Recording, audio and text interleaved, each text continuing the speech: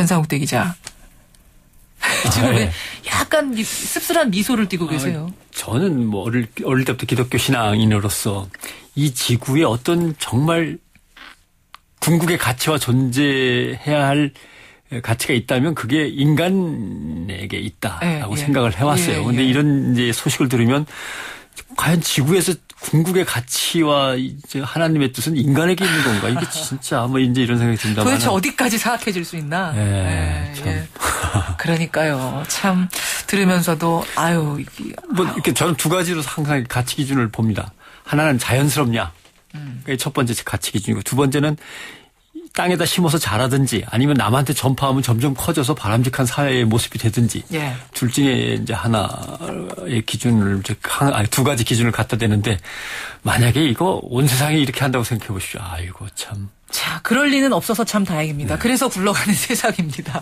변상욱 대기자의 기자수첩 넘어가 보죠. 뭐 가지고 오셨어요? 어제 기독교 복음 침례회 구원파와 금수원 얘기 꺼냈는데 오늘도 금수원에 구원파 신도들이 모여있다는 소식이죠. 오늘도 모였어요. 한 1000여 명 정도 모여있다. 그래서 경찰 진입을 막고 있다. 이런 얘기입니다. 의문이 자꾸 커져요. 오히려 농장을 공개했는데 젖소하고 잉어하고 붕어 보여주면 뭘 어쩌라는 거냐 이런 문제가 있고 유회장이 있으면 뭐 법대로 구인을 할 수 있도록 출입을 허용하면 되는 거고 없다면 마음대로 뒤져보라고 하면 되는 거고 그런 간단한 문제인데 또 말들이 다 달라요. 어떤 사람은 유회장이 구원파 교인도 아니라고 하고 어떤 이는 창시자님이시라고 하고. 이단의 창시자라고 하고. 관련도 없는 인물이라면서 또 금수원의 시설은 유회장이 마음대로 사용할 수 있도록 또 허락도 하고 그 사람 방은 들어가 보지도 못하게 하고. 유회장을 체포해 가는 것이 또 왜 종교 탄압인지 창시자도 아니고 교주도 아니고 신도도 아니라면서 마땅한 대답을 구원파 측에서 지금 내놓지 못하고 있습니다. 그리고 창시자고 맞고 교주가 맞고 신도가 맞아도 그거하고는 다른 문제잖아요. 다른 법적인 범법을 저질러서 잡아가겠다는 거지 종교 탄압으로 잡아가는 게 아니잖아요. 그렇습니다. 그래요. 뭐 인터넷 언론사 대표라고 하는 분이지 군대 풀어서라도 당장에 밀고 들어가서 모두 체포하자. 이런 강경한 트윗 올려서 또 화제도 되고 있더라고요. 예. 제가 읽어보면요. 김기춘 실장은 즉각 기갑부대와 특전사를 풀어서 대한민국 정부의 전쟁을 선포한 유병언 일파 전원을 체포해야 합니다. 폭력으로 저항하면 당연히 사살도 해야 합니다. 이런 글을 어떻게 언론사 대표가 올릴 수 있는지 참 저랑 성씨가 비슷합니다만은 이해하기가 어렵습니다. 저는요. 박근혜 대통령이 외국으로 떠나면서 이 사람한테 권한대행을 맡겼는 줄 알았어요. 막 기갑차를 동원해라, 뭐 특전사를 풀어라.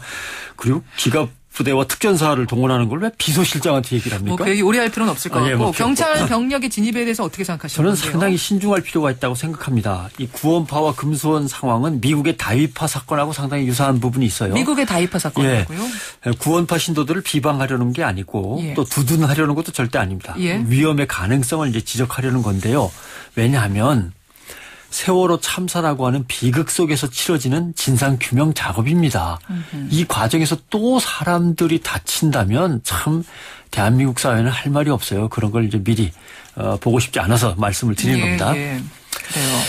자, 그 다윗파 사건이란 거는 구체적으로 어떤 거였죠? 데이빗 코레시라고 하는 인물이 있었어요. 미국에. 사교 집단 다윗파를 이끌었습니다. 어떤 기독교의 한 분파에서 또 갈라져 나가서 이제 사교가 됐습니다만은 자기가 예언자이면서 하나님의 어린 양이라고 그냥 박박 주장을 하면서 신도들을 끌어 모았습니다. 근데 불법 총기 소지와 불법 마약 거래 이것 때문에 이제 FBI의 수사를 받게 됐어요. 그래서 수사망이 좁혀지고 FBI의 수사 요원들이 기습 체포를 준비한다는 정보를 듣고 오히려 수사 요원들을 역습해서 기습을 해버렸습니다. 이 친구가 사람들을 데리고. 미국은 총이 있으니까요. 그렇죠. 그래서 수사요원 4명이 사망해버렸어요. 그 수사요원들까지 숨지자 이제 수사망은 더 강력해졌죠.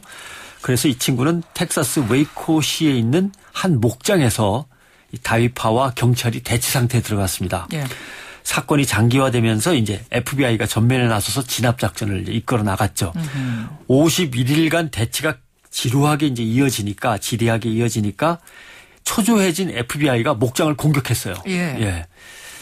그러자 이 교주는 목장 건물에 신도들을 모아놓고 불을 질렀습니다. 86명의 추종자가 불에 타 숨지거나 사전에 교살되거나 등등등 해서 엄청난 민명피해를 했죠. 그 이단 사이비 종교들은 압박해가면 꼭 이렇게 끝나는 경우가 그럴 수도 많아요. 있습니다. 네. 예.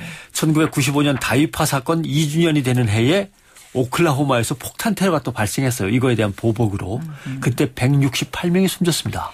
예. 그래서 조심하라고 말씀하시는 거군요. 과연 무력을 사용한 공격 진압 빨리 끝내버리고 자기네 그 임무를 완수하는 것만이 시민을 상대로 할 때 전쟁은 다릅니다만 네. 시민을 상대로 할 때 잘한 선택일까라고 하는 사회적 토론이 크게 일었던 사건입니다. 예. 우리는 그럼 어떻게 대처해야 그 범법자도 뭐 체포를 해서 법의 심판대에 세우고 그러면서도 또 다른 차원의 희생은 없게 할 것인가? 어떻게 해야 된다고 보세요? FBI 전면 공격 이전에 안타까운 사건이 하나 사연이 있습니다. 목장에서 FBI가 끊임없이 설득 작전을 펴서 그래 나 여기 있지 않고 경찰에게 투항할래 하고서 경찰에게 자기 신변을 맡긴 사람들이 31명이나 됐습니다. 예. 사실은 몇 날 며칠만 더 프로파일러를 동원해서 사람들을 설득하고 요구 조건을 내걸고 중재안을 내놓고 뭐 이렇게 했으면은 상당히 많은 사람들을 다 무사히 건져낼 수 있고 다만 핵심 세력 몇몇만은 혹시 뭐 희생됐을 가능성이 충분히 있는데 너무 성급하게 달려들었던 거죠.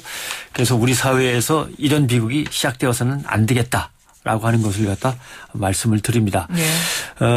구원파 내부의 지도급 인물들이 기업 활동을 해온 나름의 사회적인 경험과 명망이 그래도 있는 분들이라는 점에서 이렇게까지는 안 할 거라고 생각하지만 그러려면은 경찰에게 합법적인 수색을 할 수 있도록 길을 열어주시는 것이 맞다고 그럼요. 저는 생각을 합니다. 예. 경찰 역시 조금 더 인내심을 갖고 일단 더 배려해서 협상에 나서 보고 나중에 결정을 하셔야 될 거고 언론도 자꾸 오늘 들어간다 내일 들어간다 자극적으로 보도하는 것은 좀 삼가할 일이다. 그리고 신도들 입장에서도 자기가 믿는 신앙의 본질에 관한 게 아니면 이런 식으로 동원되어서는 사실 안 됩니다. 그렇죠. 판단하셔야 될 문제입니다. 그렇죠. 그리고 한 가지 어제 유병원 회장에게 맨 처음 선교사들이 기독교 교리를 가르쳤다고 했는데 플리머스 형제단 소속이라고 했는데 플리머스가 아닌 다른 기독교 형제단 소속이었을 거라고 하는 연구 논문을 저한테 보내주신 분이 있어요. 그래서 그 부분의 뜻에 따라 제가 찾은 기록이 아마 틀릴 가능성도 있기 때문에 그분의 뜻에 따라서 그 연구 논문의 내용대로 정정을 일단 해드립니다. 네. 변상욱 대기자의 기자수첩 수고하셨습니다. 고맙습니다.